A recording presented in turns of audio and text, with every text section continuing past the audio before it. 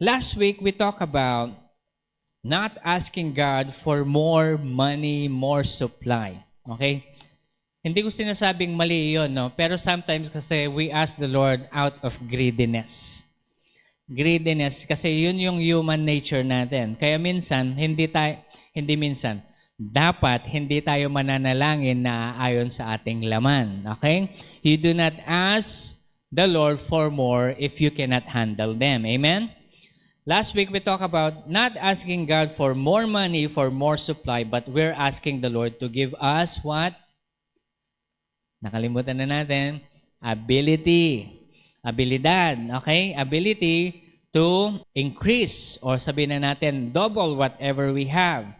Wherein the one who receives the 5 talents immediately made money to work. Okay? You do not work to make money, but you make your money work for you. Pastor, pwede ba yon? Yung money mo ang mag-work para sa'yo? Pwede yon. Pastor, nangyayari lang naman yung kapag malakihan. Hindi rin. Hindi rin mangyayari malakihan. Kailangan mo lang is wisdom and knowledge. Ano ho? Wisdom and knowledge for God to bless whatever He has given you. Okay? Pero ang kailangan mo lang gawin is to work it out. Now, to work out in what means? No? By investing, doing business. Ito yung gusto kong ilatag sa bawat isa. Because the level of God's trust depends on the ability that you have. Okay? Kailangan na natin tapatin ito at tanggapin natin ang buong puso. God doesn't trust us. He doesn't trust us with the wealth that comes from the heavens. He doesn't trust you. He doesn't trust me. But whenever we come into challenges in life, we grow up as a person. We grow up in handling things. Okay? Sino po yung nagsasabi sa inyo, dati mayaman kami, kaso pautang kami ng pautang hanggang sa wala na kaming ipapautang. Kami na yung umuutang ngayon. Sino nakaranas ng ganon? Di ba? Ang dami kayong pera. No? Ang tawag doon, mishandled. Okay? You mess up what God has entrusted you with. Kaya, back to zero. Okay? Back to zero. Because the level of God's trust depends on our ability to double what God has given us. In order for us to develop that ability, we go into trials and tribulations in life. So the ability that God has prepared for us is already inside of us. At lilitaw lang ito kapag tayo ay nag-i-struggle. Okay? Katulad yan ng pag nag-gym ka. Pag nag-gym ka, pag nagbubuhat ka ng mabibigat, magkakaroon ka ng muscle. Tama? Hindi yung sasabihin mo, in Jesus' name, magka-abs ka. Mangyayari ba yan? In Jesus' name, I have faith. No. Faith without work is dead. Amen? That's why when you say, yayaman ako, tapos tatambay ka lang sa bahay. What's that? Okay? Hindi pwede yun. Sasabihin mong, gagaling ako sa skill, magaling akong magluto, tapos magaling ka lang kumain. Hindi pwede yun. You have to practice. Amen? So, your faith should also work. Magkaroon ng active actions. Kasi hindi mo pwedeng sabihin na you will ask these things to the Lord tapos miraculously darating sa iyo. Okay? So ngayon, hindi ko naman sinasabi na hindi kayang gawin ni Lord kasi tingnan niyo itong mabuti. Si Abraham, pinagpala ni Lord kasi the Lord knows that he can handle the wealth. Okay? Tingnan niyo si Joseph. Biglaan yung pagkayaman niya, di ba? Tama? Si Joseph. But, before siya yumaman ng ganon, nagkaroon siya ng position sa government, he was developed through the trials and tribulations in life. Tinapon siya sa balon, binenta siya as a slave, napunta siya kay Potiphar, pinagbintangan siyang na balak i-rape yung asawa ni Potiphar, kinulong siya for how many years siya sa loob ng preso, at sa loob ng preso, kahit na wala siyang pera, siya ay nagmamanage. And when the time comes and the time arrives that he is already ready to handle what God has prepared for him, then the Lord gave it to him. Amen? Nakikita niyo yung development. Ibig sabihin, if you are going into trials and tribulations, let it be so. Wag po nating pipigilan yon dahil wag nating iiwasan kasi kung saan man tayo tatakbo, haharapin mo pa rin yan. Amen? Hindi mo pwedeng takbuhan yan kasi pag tinakbuhan mo, lalapit sa iyo yan ng double portion. Okay? May mga ganong story yung parang ayaw nila yung problema sa bahay, hindi nila makasundo yung bawat isa, no? Bahala na kayo dyan, mag-aasawa na ako. Sabi nung isang dalaga, siya nag-asawa siya, nagkaroon siya ng anak. Then eventually, yung problem niya sa bahay niya before, andun ulit. Ang pinagkaiba lang ngayon, siya na yung nanay. Okay? Dati anak lang siya. Maganda, habang anak ka, i-overcome mo na. Okay? So yan. In order for us to develop that ability, we go to trials and tribulations so that the ability that God has already gave us within us will go out to the open. But you know, whoever serves in the body of Christ is gifted. Sabihin natin, gifted. Ang ibig sabihin nitong gifted, niregaluhan ng Panginoon. Everyone who serves in the body of Christ is gifted with an inherent strength, might, and ability. Inherent strength, might, and ability. Those who only, sabihin natin, serve. Okay. Pag sinabi kasi nating serve in the body of Christ, babalik na naman tayo doon sa panawagan natin sa Panginoon. Uulitin ko po hindi lamang church work yan. Ang church, halimbawa, itong ginagawa ko, ito ministry ko to, ito yung service ko sa Panginoon, pagpapastor.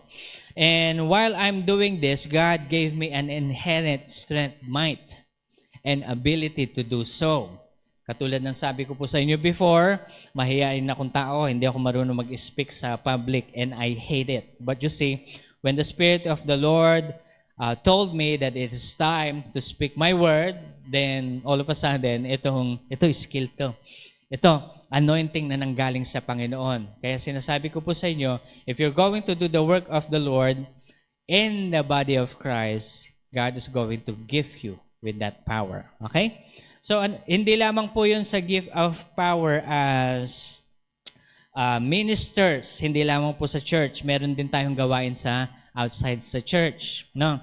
Merong mga iba tinawag sa business, and eventually you will see yourself progressing in business because God really called you there. Okay? Not everyone is called in business. Kaya sabi mo sa katabi mo, huwag mong ipilit. Huwag mong ipilit kapag hindi ka doon tinawag. Okay? Meron po akong makakilalang pastor. Pastor na sila ngayon kasi nakinig na sila sa akin. Pero before, talagang pinipilit nila. Pinipilit nila talagang, Pastor, magbe-business kami ni ganito, ganyan. Ito yung Sabi ko, nintindi ko sila parang, sabi ko sa kanila, Sir, sabi ko, mahal ko po kayo, no? At itong correction na sasabihin ko sa inyo, huwag niyo pong masamain, sabi ko. Huwag niyo pong masamain. Nung una ko po kayo nakilala, nakikita ko na pong umaalingasaw kayong mag-asawa na magiging pastor kayo. Ay, hindi po kami pastor, hindi po kami pastor. Pwede lang po kaming helper, tumulong, magbahay-bahay, ganun. Gawain po ng pastor yon, sabi ko. Gawain po ng pastor yon.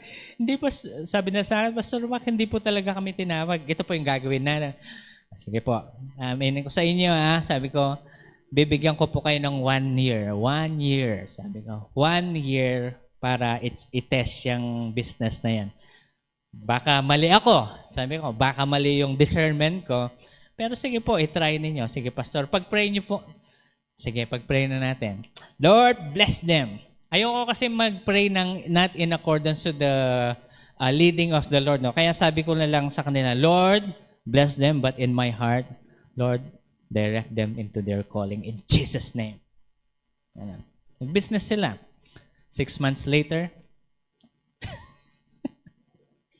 Ito yung usually, no? Nag-loan, nag-start ng business, in-assign si kamag-anak,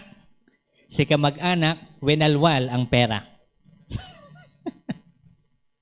I get yun? Pastor, di naman sila may kasalanan. No, sila may kasalanan. Alam niyo kung bakit?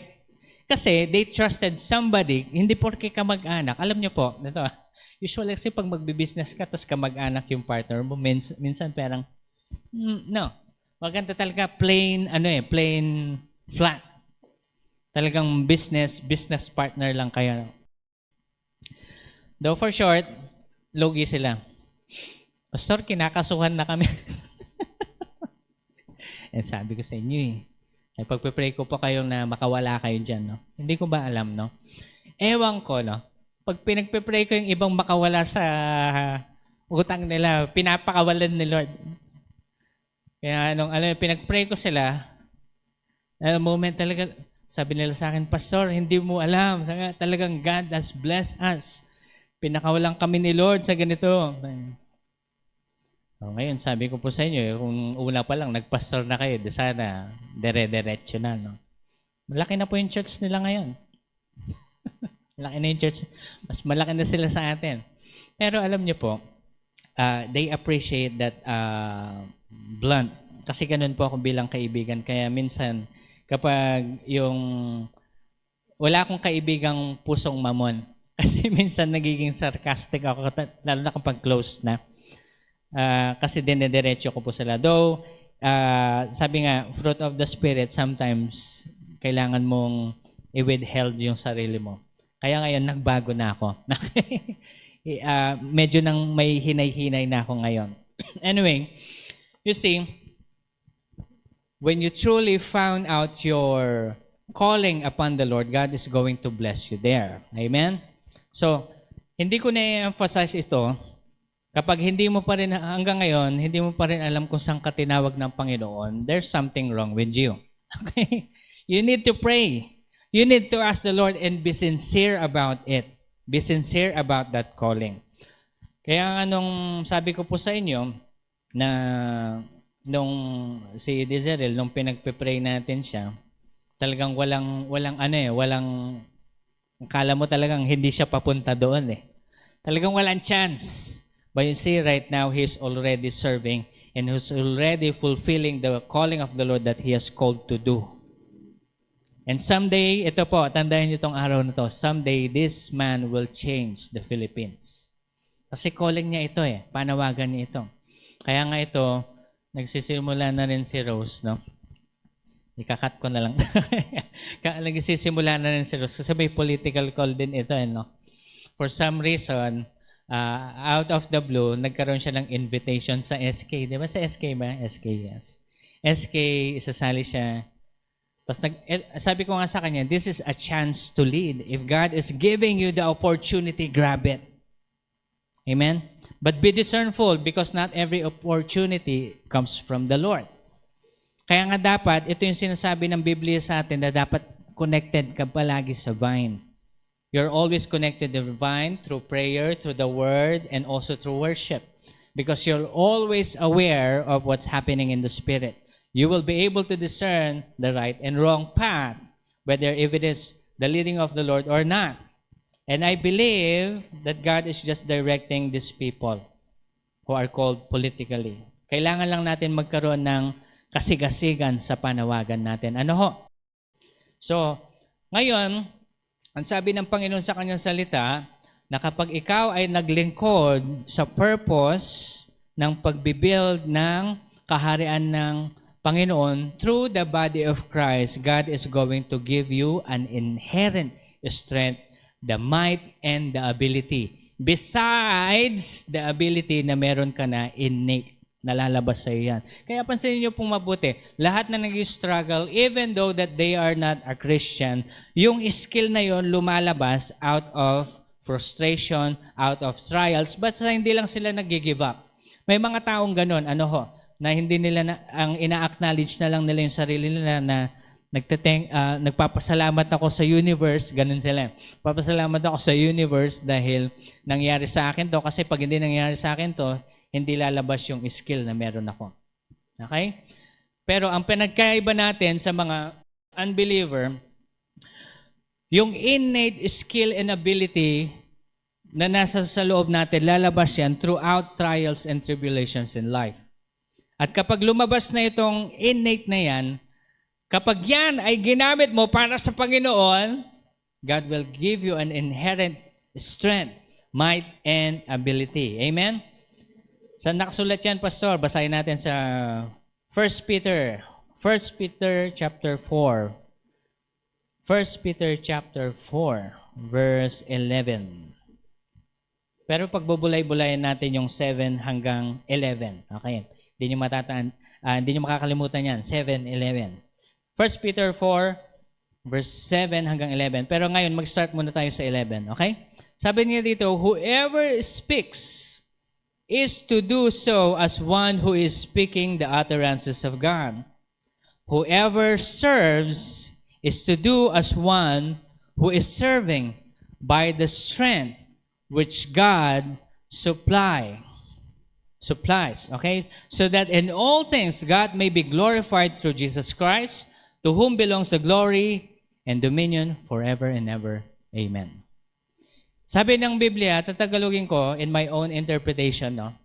Kapag ikaw ay naglingkod sa katawan ni Kristo, dapat gawin mo yon sa kalakasang binigay sa iyo ng Panginoon. Yung kalakasang sinupply ng Panginoon. Let's talk about supply, okay? Ang supply ng Panginoon, it doesn't mean money. Na-discuss natin ito last week. Ang ibig sabihin ng supply ng Panginoon, you have to be discernful what kind of supply that God is giving you. Amen? Before, kung maalala nyo, we've been praying sa prayer meeting, dito sa ating Sunday service, like ko po sinasabi sa inyo na pinagpe-pray namin na sana magkaroon kami ng cook sa school na kung saan kaya naman namin sweldohan. At alam niyo yun, talagang mag-work for the glory of the Lord. Gusto kasi namin yung my heart, hindi lang yung work, after work, alis. Ayoko yun eh. work, tapos na, bye-bye. Alam mo yun, 15:30. Ayoko yun. Gusto ko sana yung my heart. Sabi ko, Panginoon, magpadala ka naman. So ito tingnan niyo ako. I was expecting the supply of the Lord will be what? Ang ina-expect ko, the Lord will supply a person or someone who is really called in doing that ministry. Okay? Then later on, ang ginagawa na lang namin ngayon, umorder kami. may tagaluto dito yung isa sa mga estudyante namin, parent ng estudyante namin. Tapos sabi ko, masarap ng luto nito sabi ko. Order tayo ulit. Dagdagan natin, sabi ko. Tapos nung isang Sunday, umorder kami para sa mga young people, sa bahay na rin. Then yung naglagay siya ng extra. Ang dami nito, magkano to? Sabi ko, magkano itong order na to? Tapos sinabi yung price, then parang masyado for that price, sabi ko. I'll praise you, Jesus, i-bless mo na lang sila. Pero there's a difference between a normal cooking and that person's cooking, no? Hindi ko siya tinataas. Baka order kayo sa kanila, praise the Lord, no? Sabihin niyo si Pastor Mac ang nag-ano sa kanyo. May commission ako, hindi, joke lang. Okay. Ang sinasabi ko lang po dito is, ewan ko, there's something in their cooking that suits my soul. Okay? Parang naalay ba ko? Ewan ko ba, no? For some reason, lahat kasi, ewan ko, lahat na lang nadidiscern ko. Okay? Lahat na lang nadidiscern ko. Minsan, nakwento nga kahapon sa prayer meeting na alam ko kasi yung puso nung nagluto. Alam ko kapag anong mood siya meron sa pamamagitan ng paglasa lang. Hindi ko alam kung paano ko nalalaman yun. No? Anyway, nung minsan, meron akong isang kaibigan, sabi sa akin, Tol, gusto mo ng bulalo? Nagluto si Airpods. May piyesta dito. Sige, sete. Favorite ko yan. Sabi ko, bulalo. Tapos nung tinikman ko yung bulalo, Tol, masarap. Sabi ko, masarap.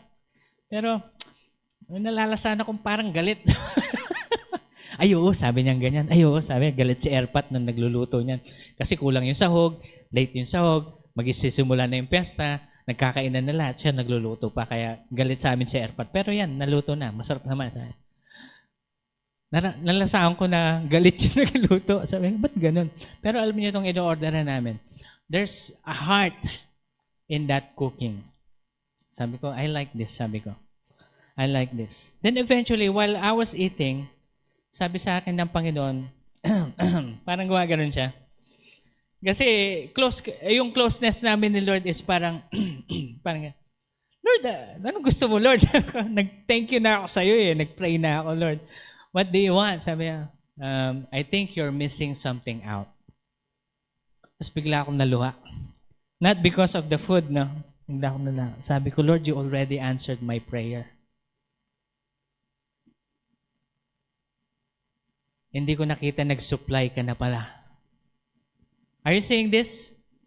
We're expecting a person, but God supplied in a different way. Supplied the provision. Supplied the one who has the heart to cook.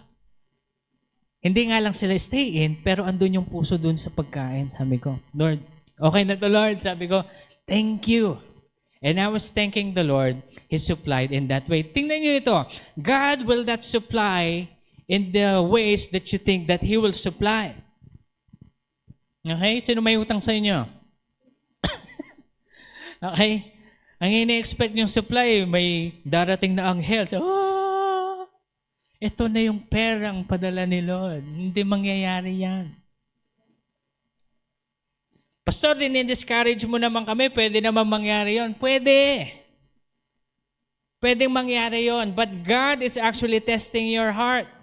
I believe that the Lord can do that. Actually, one of the prophecies that God has given us back in 2013, ano na ngayon, 2026. No?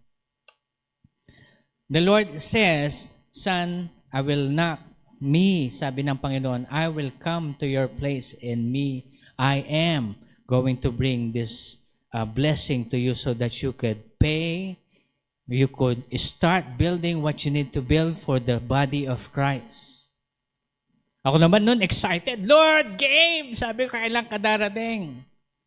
2013 to 2026 na ngayon. Dumating na ba si Lord, Pastor? Hindi pa. Alam niyo kung bakit? He doesn't trust me. He doesn't trust me.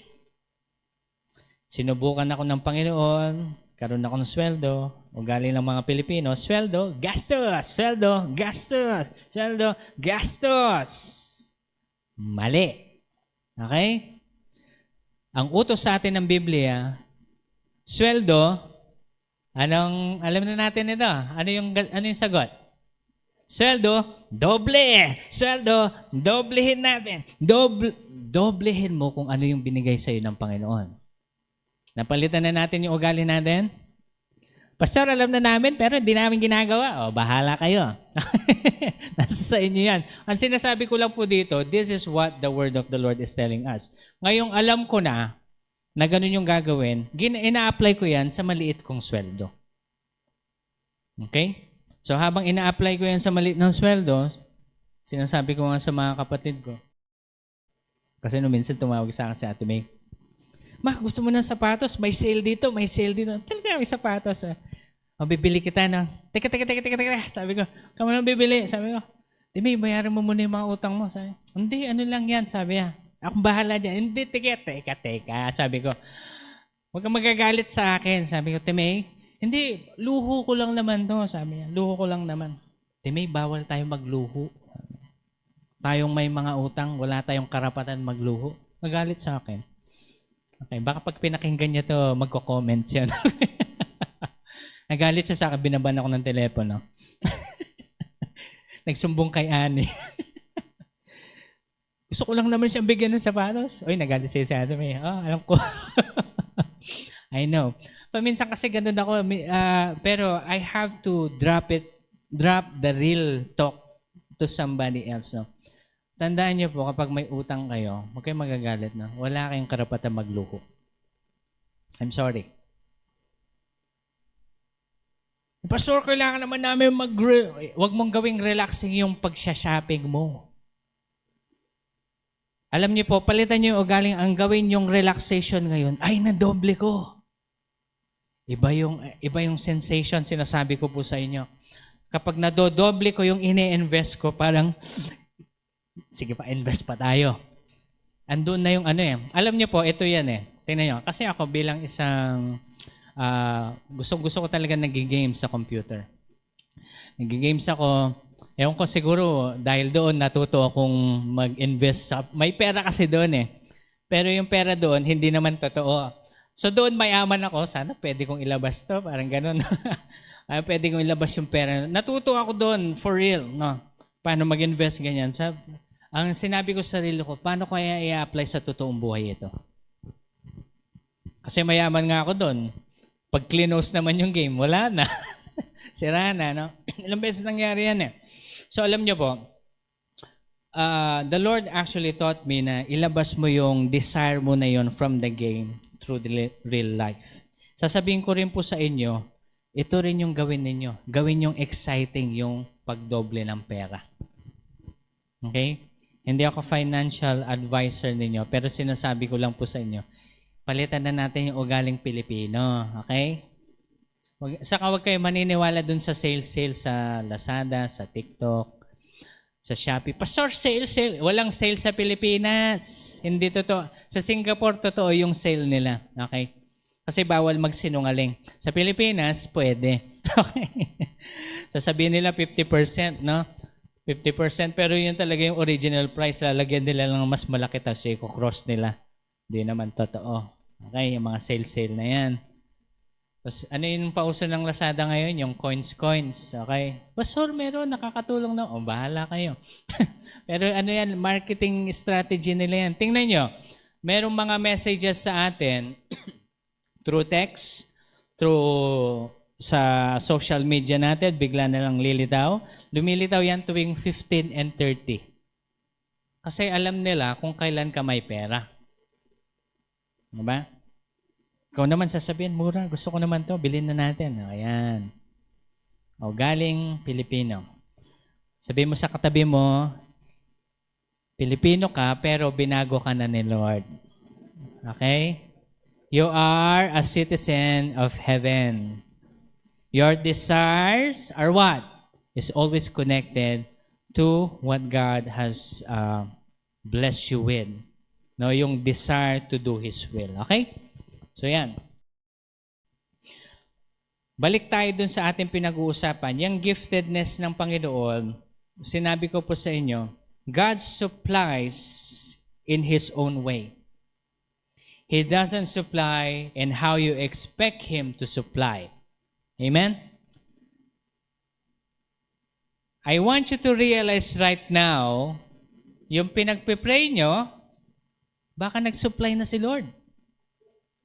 Ang problema, hindi lang natin nakikita. Na God simply tapped me while I'm eating son. Sinagot ko na yung panalangin mo. Nagpadala na ako ng cook. Anong grade yan, Miss Rona? 6? Oh, meron pa silang ilang taon, no? Oh, matagal-tagal pa. Amen. Saka dito lang sila nakatira, no? Lord, dyan lang sila. In Jesus' name. Provide for them. Okay, ito, nabibless pa sila, no? Ito, hindi man sila nakikinig ngayon. But you see, we're praying for them. Sabi ko po sa inyo, sometimes God brings us into connection. Anyway, balik muna tayo sa pinag-uusapan. Saka na natin pag-uusapan yung supply ni Lord in terms of school, no? Maybe the Lord already provided for you and you are not seeing it. Ngayon, isipin niyo mabuti. Did the Lord already provided for me? I don't know. I could never know if God provided for you, but one thing I know, God already answered one of my prayers. One of our prayers. At least para sa school. Ano ho? So yan, tingnan natin mabuti. Ngayon, sasabihin ko po sa inyo, you cannot fake your service for the body of Christ. You cannot fake it. You cannot fake serving. That's why when you receive the Lord Jesus Christ as your Lord and Savior, the next thing you're going to do, you're going to have the heart to serve Him in whatever service you can bring to the body of Christ. If God has called you to encourage, mag-encourage ka. If God has called you to be a pastor, magpapastor ka, katulad ni Pastor Mac. If God has called you to be an evangelist, you will go out in the street and declare the goodness of the Lord, the good news. If you're called as an apostle, you will build churches. You will start from ground zero. Parang si Pastor Jan, ang dami niya nang na-build up na church. Ground zero yun, ha? From zero. From zero, ngayon, 1,000 na sila pa, no? Nasa 1,000 na yung mga members nila. Tingnan nyo, no? Ganong kagaling si Pastor. If you are called as a prophet, you pray to the Lord always, and you always listen to the revelation of the Lord. Ngayon, hindi lamang po yun. Kapag tinawag ka sa politics, then go and pursue that calling. God is going to bring you into position as long as you desire to serve the body of Christ. Sabi ko po sa inyo, God is going to give you that innate ability, strength, and might. Kapag ang kailangan lang ng Panginoon sa bawat isa sa atin, yung first step. Mag-first step ka lang and God will help you. Amen? Diba? Dumating na lang yung invitation sa'yo. Sabi lang sa akin ni Rose, natatandaan ko sinasabi ni Rose, Pastor, nagkaroon ako ng panaginip that the Lord is going to lead me into this. Medyo natatakot ako. Pag-pray natin, sabi ko, that God will give you an opportunity. Lo and behold, may tawag na kagad. Hindi naman agad-agad, no? Hindi naman eventually yun. It took some years, okay? Then eventually, andyan na ngayon. Kinakabahan siya, okay? But you see, yun yung calling ng Panginoon. All the Lord wants is your first step. Lord, I will follow you and serve you. Ito, kaya sabi ko po sa inyo kanina, you cannot fake your service to the Lord. Hindi mo pwedeng i-fake yun. Na gusto mo lang mag-serve kasi may makukuha ka. No. You serve because you love the Lord. Alam niyo po kung bakit ako nag-start mag-serve? Hindi ako nag-start mag-serve as pastor kaagad. No. Nung na-born again ako ng 16 years old, sabi ko po sa inyo, DJ ako. Hindi niyo alam yung DJ nun. Nakikita niyo ito, high-tech na tayo ngayon, projector, di ba? Meron pa nga ngayon yung LED na sa likod, no? Ang uso nun yung acetate. Igagano mo yung lyrics. Tapos transparent yun. Ganun pa ako. Acetate yung hawak namin para makita yung lyrics. Uy, chorus na! Ay, teka. Okay. Papalitan yung acetate. Meron pang mas old school nun. Naranasan nyo yung Manila paper. Yung ginaganon. Chorus na. Balik. O yan na, old school yon. Ginawa ko din yon. I did it because, look at me, God saved me from disaster. Sabi ko po sa inyo, nag-50-50 ako. I'm supposed, dapat patay na ako. But the Lord saved me and was gracious to me. Kaya nung naririnig ko yung in my deathbed, near deathbed, naririnig ko yung boses ng Panginoon. Maalala ko, pinagpipray ako nila Mama, nila Ate Loy. Maalala ko, hawak din ni Pastor Ella yung kamay ko. Mac, repent to the Lord. Come back to God. Pero alam nyo, habang naririnig ko sila doon, kausap ko si Lord. Ang sinasabi niya sa akin, Son, I will bring you back. Will you serve me? Siyempre, tatanggi pa ba ako noon? Lord, I will serve you with all of my might. Maalala, kung hindi nyo na siguro maalala, pero may picture pa yata ako ng long hair. Yung long hair pa ako. Yung graduation. Hindi kasi ako may magpa-picture. Eh. Ganun yung book ko noon. So yung gawain ko. Chorus na, chorus. Ayan. After ko ng ganun, DJ. Ay, hindi. Tama. Oo. Tapos na-invite ako sa dance ministry. Nag-dance din ako. Huwag niyong imaginein, okay, magkakasala kayo. Nag-dance talaga ako, I'm telling you. Nung dance ministry ako. Pero sabi ko sa Panginoon, Lord, gusto ko mag-serve sa music. So wala kaming gitara sa bahay. Alam niyo yun, wala kaming gitara sa bahay. Gusto mo talaga mag-gitara. Tapos walang magtuturo sa akin. Gusto ko sana paturo kay Pastor dyan. Nasa Saudi naman siya at that time. So alam niyo, tinitake ko talaga yung bawat opportunity kapag practice ng music team. Kahit hindi ako music team, upo ako doon. Papaturo ko. Hanggang sa natuto ako. Tapos yun, si Ate Ella ba yung yung MD, music director. Tila, marunong na ako mag-gitara. Sige nga, tingnan ko. Sige, pwede ka na. Pasok ka na. Nag-quit na ako sa dance nun. Gitara na ako. Service. Because I love the Lord. I do not do that service out of something that I will get from that service. I did it because I love God. It's the only thing that I can do for Him. Kaya hindi mo pwedeng i-fake yung service mo sa Panginoon. Kaya kapag, Pastor, ako paano ako hindi ko pa maramdaman yung gusto ko mag-serve kay Lord? Wait, maghintay ka lang. Bibigyan ka ng Panginoon ng trials and tribulations. Okay? In order for you to see His glory. Okay? Most of the time, that will happen. No? Most of the time. Kaya sasabihin ko po sa inyo, i-prepare niyo yung sarili niyo. Pag tinanggap niyo si Jesus bilang Diyos at tagapagligtas, eventually, you will see His hand moving over you so that the innate ability will come out. Amen? At kapag lumalabas na yung innate ability na yon, i-bless yan lalo ng Panginoon kapag ginamit mo para sa Kanyang kaharian. Amen? Sabi ko po sa inyo, ni minsan hindi ako nag-preach sa youth, hindi ako naging assistant pastor, hindi ako naging youth speaker, no. Nilagay ako kagad ni Lord, pastor ka na. Noong ready na ako, okay? Pero yung training ko po niyan is, nag-desire lang ako, Lord, I want to serve you more. I want to serve you more. Kaya nag-aral po ako ng pagpapastor. Christian education kinuha ko actually.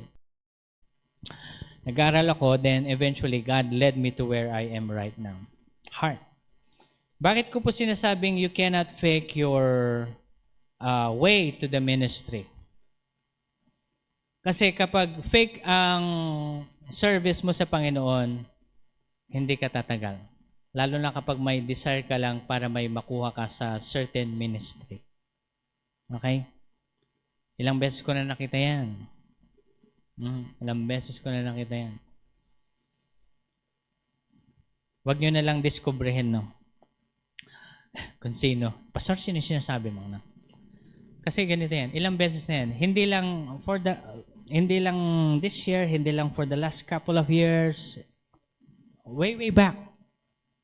Madaming mga ganyan na mag-a-attend kunwari dito. Just to say, Amen, Pastor.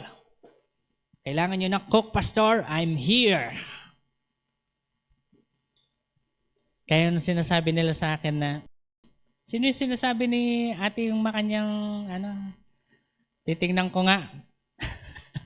Kaya galit na galit sila sa bahay. Masyado ka mapanghusga. Hindi husga yun. Discernment yun. Okay? Discernment.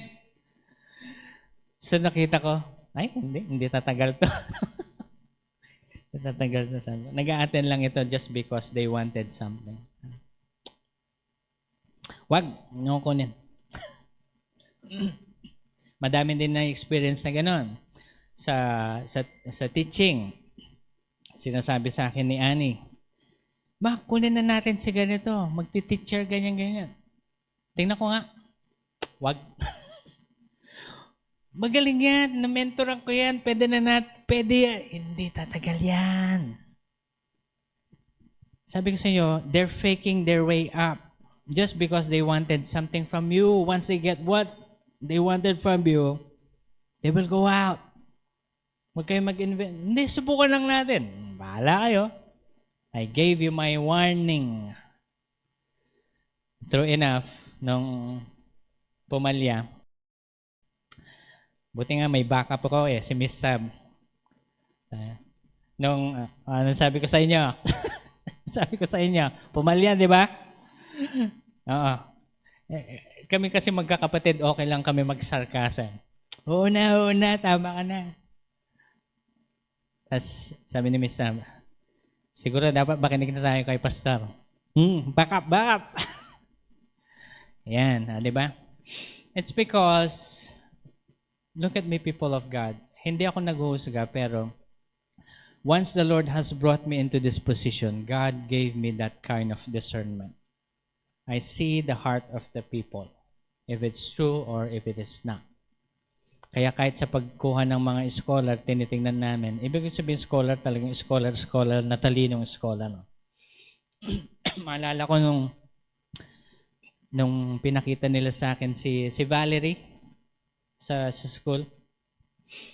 Ang description pa nila, kasi parang yung bida ng AMSIC sa mga pageant. Doon siya nakilala tapos binigyan siya ng scholarship, then eventually, inintroduce ni, sino kasi ano yata? Si Jerome ba? Si Costales ba? Si Kapitan. Na ito po, yan. Kami naman, nung nakita ko, pwede to, tatagal to, sabi ko. Tapos sabi nila, hindi siya magaling talagang parang, maganda lang. Maganda lang, pero kulang ng bata pa yan, pwede nyo pang tuloy. O sige, try natin. Then eventually, after some years, tingnan nyo siya ngayon.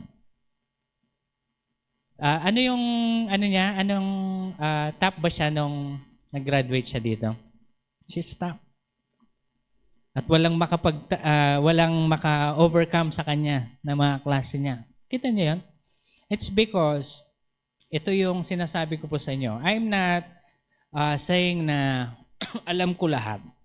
Sinasabi ko lang sa inyo po na kasi when I started taking care of God's ministry, at least itong binigay sa atin ng Panginoon, I took it seriously. Kaya madalas, madami nagagalit sa akin dahil ganon. Pero I'm taking this seriously. Kaya people of God,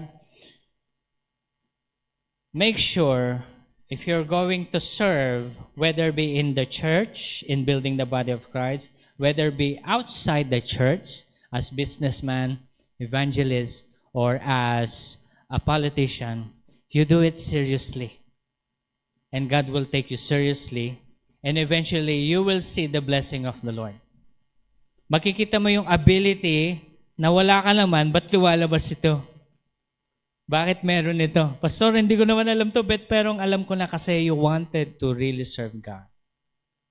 Amen? Kaya huwag kayong magsaserve para may makuha lang kayo. Alam niyo po, ito, isa pang kwento. Okay, puro tayo story time. Yan. Hindi pa ako nagpapastor noon. Si Pastor Jan Paz ako si Mama Dang nagpapastor dito. May mga nag-a-attend dito kasi may Amerikano. Si Papa Roy na nagbibigay ng sponsorship at nagbibigay ng pera. Hindi lang pera. Bahay at lupa. Meron mga nag-attend din dito before na tumulong, humelp sa mag-service. Tapos sige, pag mag-service tayo, bibigyan kayo ng bahay at lupa. Wow! Di ba? parang naging ganun yung dating no? Kaya nung nakuha na nila yung gusto nila, hindi na nag-attend. May bahay na sila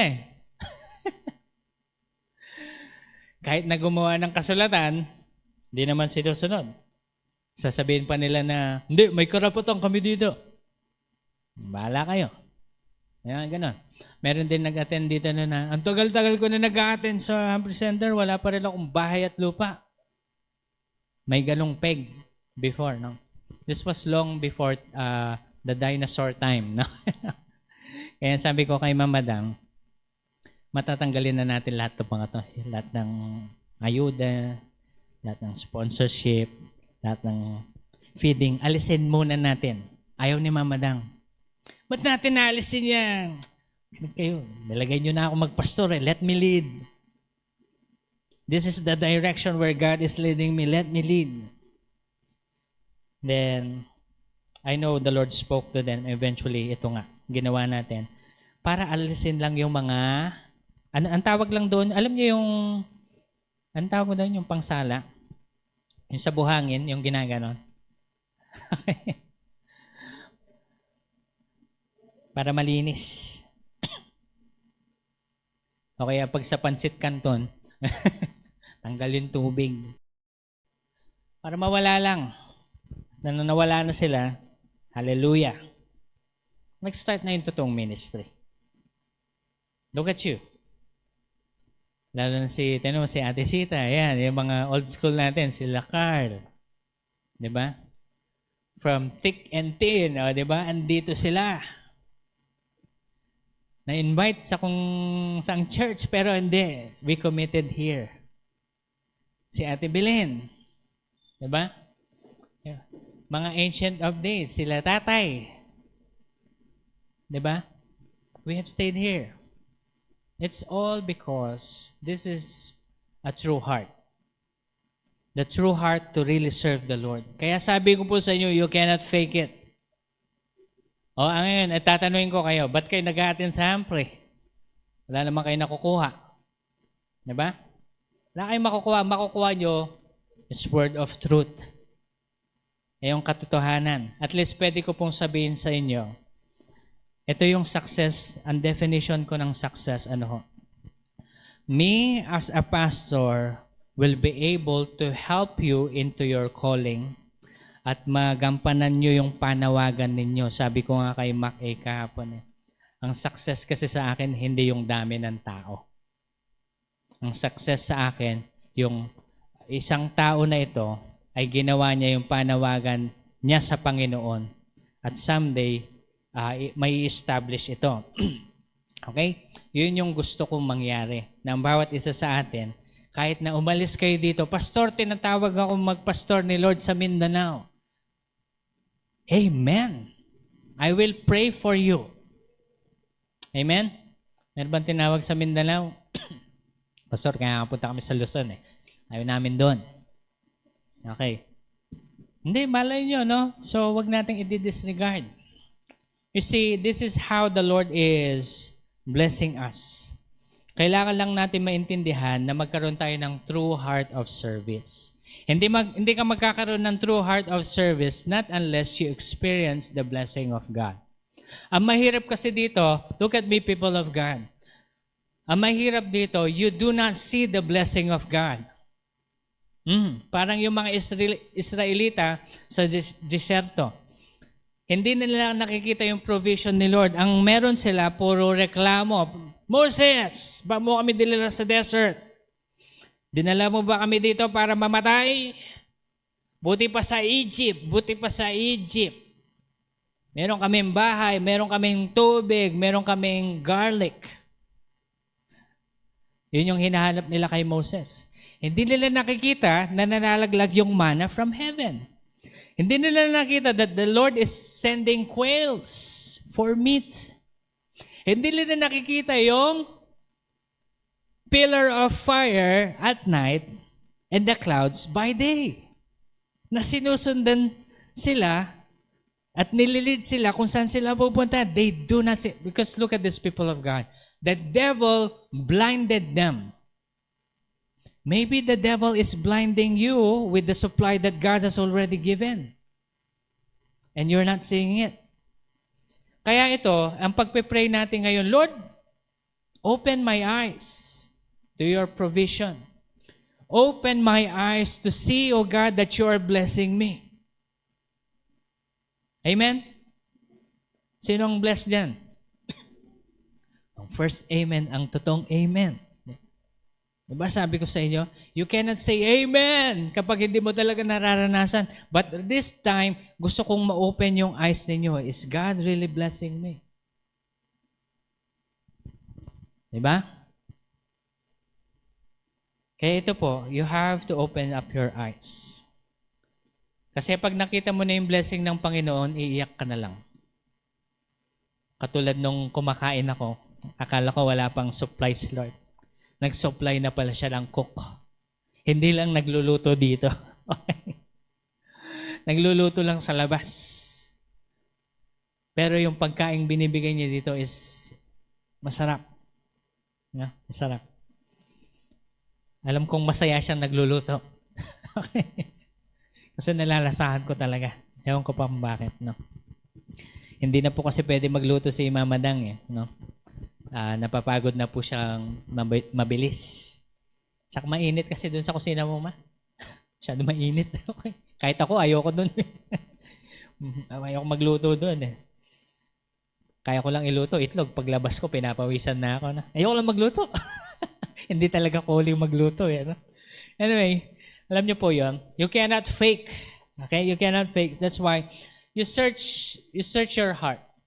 I want you to take a look at yourself right now. Huwag niyong iisipin yung wala kayo. Isipin niyo yung what God has provided for you. Okay? Hindi ba, Pastor, positive thinking lang yan? No. Hindi lang positive thinking yan. Ang tawag dyan is realizing the blessing of the Lord. God has already blessed you. Tingnan mo yung katabi mo, sabi mo sa kanya, pinagpala ka na ni Lord. Amen? Kailangan mo lang buksan yung mata mo. Anong pagpapala yon? Okay? Kasi pag nakita mo na yon, look at me. Pag nakita mo na yung pagpapala ni Lord, mas lalo kang magkakaroon ng kasigasigan mag-serve sa Kanya. Look at this. When the Lord open up your eyes to the supply, you will just be grateful. Ano yung ine-expect naming supply ni Lord para makuha yung lupa sa school? Pera. Lord, supply our needs. Ang ine-expect namin, may tutulong, may darating na anghel, magbibigay ng perang pangbayad. Magkano kasi kailangan natin sa basta nasa 10M yung hinihingi nila. Ilan? 15? 3M lang natin yun. Gusto nila 15? Alam niyo, sabi sa akin ng Panginoon, anak, hindi kayo magbabayad na masigit pa sa 3 milyon. Lord, paano? Paano, Lord? Hindi ko alam. Alam niyo, hanggang sa napagod na akong kakaiyak, ang supply ni Lord is, somebody bought it for us. Amen? Back in 2020. Binigay na ba sa inyo, Pastor? Hindi. Ang promise lang namin sa Kanya is we're going to take care of it. Which we're actually taking care of it. Then eventually, sabi nila, babalik sila. Bumalik sila with a couple of times, siguro 1, 2, 3 times. Pag andyan sila, parang kinakabahan na kami. Kukunin na yata nila. Sige, bigay nyo na. Ganun na kami, bigay nyo na. Pagod na Pagod na sa kakapre. Tapos, eventually, nalaman namin na nagkaroon sila ng kaso. Kasi may mga binili rin sila dito. Pastor, bumalik na ba sila? Hindi. Kaya within 2021, 2023, sabi ni Lord sa amin, ayusin nyo na. That's already yours. Lord, wala pa yung papel. Wala pa yung titulo. Ayusin nyo na. Sige na, ayusin na natin. Let's go. It's fixed. We fixed it like we already owned it. If you do not see that as a supply, then you're missing the point of God. Nakita niyo yun? God supplied in that way. Yung ways ni Lord, hindi yung ways natin Pero kailangan natin buksan yung isipan natin paano tayo sinusupplyan ng Panginoon. Amen? Ngayon, ang maganda niyan, ano kayong sinupply ni Lord sa'yo? Pastor, pwede mo bang sabihin sa amin? No, I cannot. I'm not God. But I can suggest you pray. Kasi nga, bilisan natin, sarahan niyo yung mga mata niyo. Sabihin niyo sa Panginoon, Lord, open my eyes in the Spirit that I may see your supply. In Jesus' name. Amen. You see, look at this. God already supplied. You just have to open up your eyes. kailangan nyo pong makita. So, bakit natin pinag-usapan ito? Kasi you cannot fake things. When you truly want to serve the Lord, you will serve God. And in service of the Lord, you will eventually go into trials and tribulation. Kaya nga sabi ni Peter in the same verse, wag na kayong magulat kapag meron kayong trials and tribulations. Kasi part ito ng suffering. Take a part of that suffering of the body of Christ, then eventually you will see yourself grow. Okay? So habang tayo po ay lumalago sa ating pagka Kristiyano, pananampalataya sa Panginoon, we're having this endurance. At kapag nakuha na natin yung perfect endurance, we will lack nothing. Okay? Wala pa tayo doon kaya hindi natin maintindihan. Ngayon, ang assignment lang natin ngayon, ang assignment nyo, tingnan nyo muna, the Lord already supplied for you. Amen? At kapag nakita nyo na yon, you will see that God directs you. Ang lagi pong sinasabi ng Panginoon sa akin, anak, it's not the work of your hands. Not your business, son. Not your own work. Not the school, sabi niya. It is my power that blesses you. You have to realize that. At sa mga empleyado dyan, may mga trabaho. Kaya tulad ng napag-usapan namin ni Tatay last week, itong stage yan. Sabi niya na, Pastor, hindi ako nawawalan ng trabaho. Praise the Lord. Nakita ni Tatay yung supply ni Lord. Diba? Pero tayo, diba, it's not because of the skill. Kasi kahit na skillful ka, kapag walang gustong makipagtrabaho sa'yo, wala ka talagang trabaho. Diba? Sabihin na natin, kasi si Tatay, besides of being skillful, he's trustworthy. Hindi siya magiging trustworthy out of his own, but the Spirit of God causes him to do the right thing. And when you do the right thing, anong gagawin? Anong mangyayari nun? People will still hire you. Ang kadalasan kasi ito, ilang beses na kaming biktima nito eh. Ayun, sasabihin sa amin, sasabihin na, opo, kaya namin yan. Gagawin namin yan. Tapos pag nagtatrabaho na sila dito, lamya-lamya. Hindi pa natatapos yung isang araw, babali na. Ay? Dahil arawan, ang bagal gumalaw. Arawan naman eh. Yung trabaho ng isang linggo, gagawin nilang 2 linggo. Hindi trustworthy. Hindi ko nga maintindihan yun eh. Kung gusto mong ma-hire ulit, ayusin mo. Diba? Pero, alam niyo bakit hindi nila maayos? It's because they have no conviction of the truth. See? Nakikita niyo yung supply na yon? Kaya kapag nare-realize natin, kaya nga sinabi ni Tatay sa akin na, praise the Lord, hindi po ako nawawalan ng trabaho. Sa to the point na hindi namin makuha si Tatay. Kasi nga, madami siyang project. Sabi ko nga, praise the Lord, Tay. Malalaking project. Ano ho? Kaya yan, you cannot fake it. When you do service to the Lord, you do it for the glory of Him.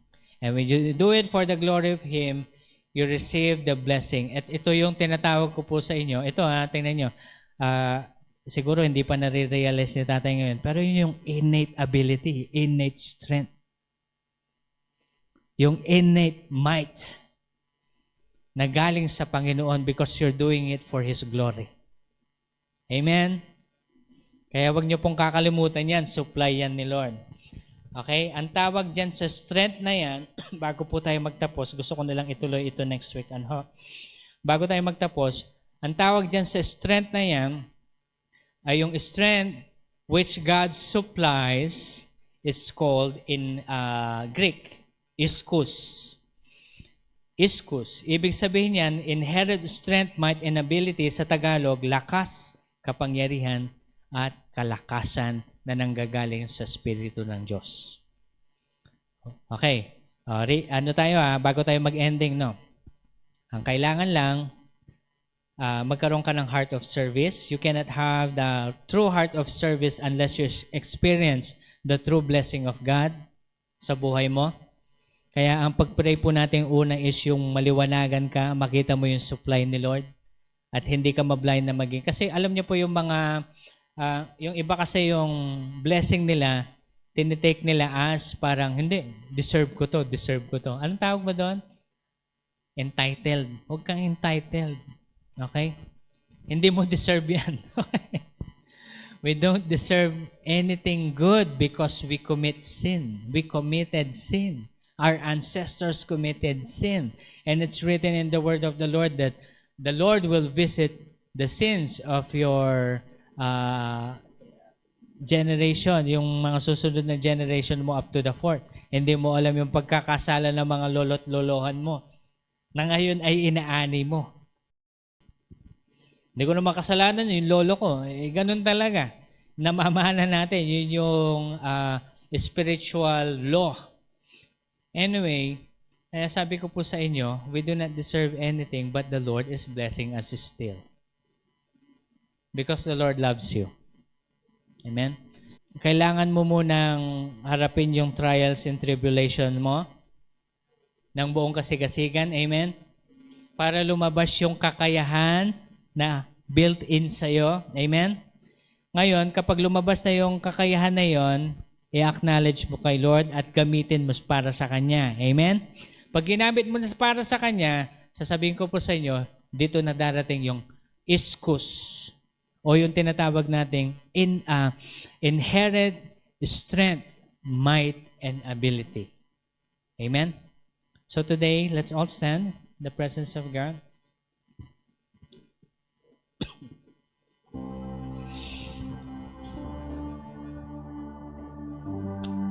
Thank you, Jesus.